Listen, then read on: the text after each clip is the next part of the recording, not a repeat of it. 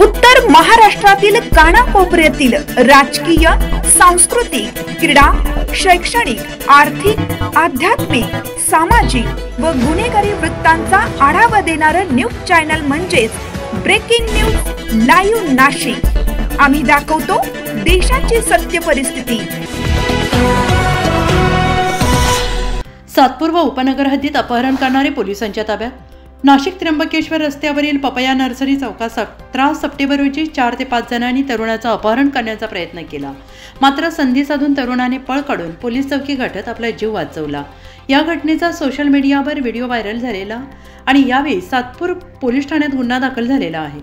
लगेच दुसऱ्या दिवशी 18 सप्टेंबर रोजी दुपारी पंकज तेली यांच्या फिर्यादीनुसार आपल्या राहत्या घरी आरोपी संदीप आलोकलाल उर्फ बाबू मुक्तार मणियार वय वर्ष 26, गणेश राजाराम पगार वय वर्ष 35, विजय राजेंद्र औचित्ते सर्व देवळाली गाव राहणारे यांनी फिर्यादी यांना मारहाण करून आरोपींचे 4 चाकी वाहन MH15 BD 9415 यामध्ये जबरदस्तीने टाकून अपहरण केले आणि त्यांच्याकडील मोबाईल बळजबरीने हिसकावून काढून घेतला।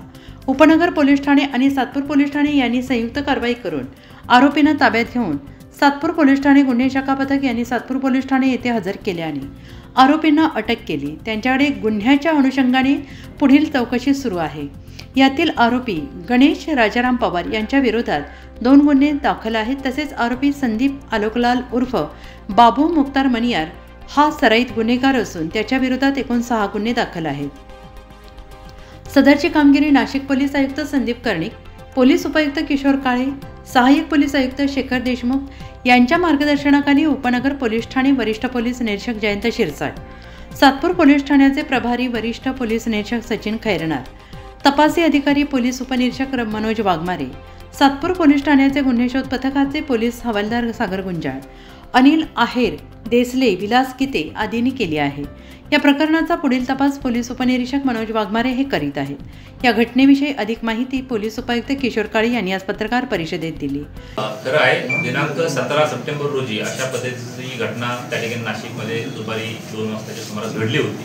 त्याच्या संदर्भानं सातपूर पोलीस स्टेशन येथे आपण अपहरणाचा गुन्हा देखील दाखल केला होता। याच्यामधल्या आपण ती संबंधित गाडी देखील सीज केलेली आहे आणि याच्यामध्ये एकूण 2 विधी संघर्षग्रस्त बालकांना त्या ठिकाणी आपण ताब्यात घेतलेला आहे। याच्यामध्ये अजून इतर काही आरोपी देखील निष्पन्न झालेले आहेत, त्यांचा देखील शोध सुरू आहे। लवकरच आम्ही त्यांना देखील ताब्यात घेऊ।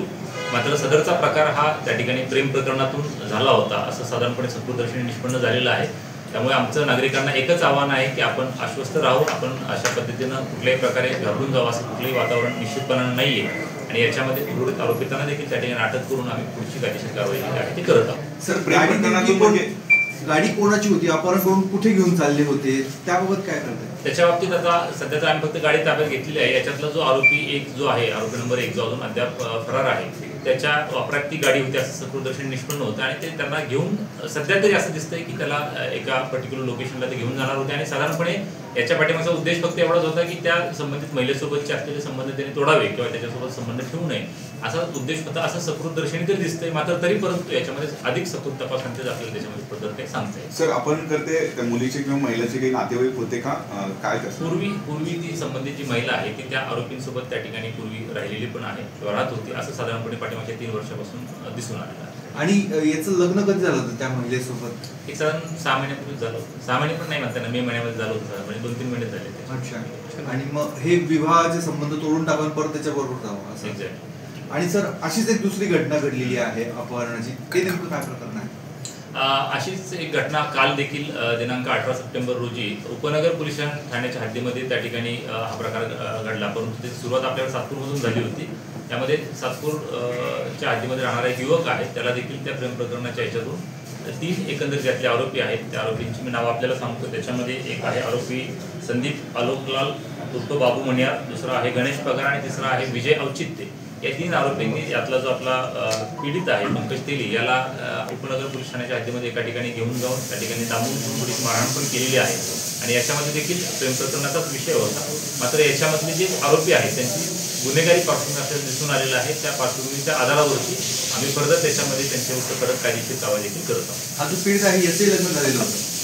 हो, याचं देखील त्याची जी पत्नी होती त्यासोबत जे संबंध तोडला नाही, याच्यावर आता ते फर्दर आणखी डिटेल्स अवेटेड आहेत, त्याच्यामुळे त्याच्याविषयी आपल्याला डिटेल काय सांगता येणार नाही। ती महिलेचे नातेवाईकच होते का सगळे पण नाही, ह्यात नातेवाईकांचा विषय नाही याच्यामध्ये नातेवाईक नाही, पण मग हे कारण काय सर? दोघांमध्ये काय सिमिलरिटी आहे आणि काय फरक नाही, आहे? फक्त हे बॅक टू बॅक घडलेल्या घटना आहेत. दोन्ही घटनांचा कुठलाही परस्पर संबंध नाहीये. फक्त प्रेम प्रकरण हा त्याच्या पाठीमागचा बेसिस आहे. थोडक्यात त्या प्रेम प्रकरणाच्या अनुषंगानं ते त्या ठिकाणी अपहरण करून फक्त त्या महिलेसोबतचे संबंध तोडावे हा कॉमन फक्त उद्देश आहे.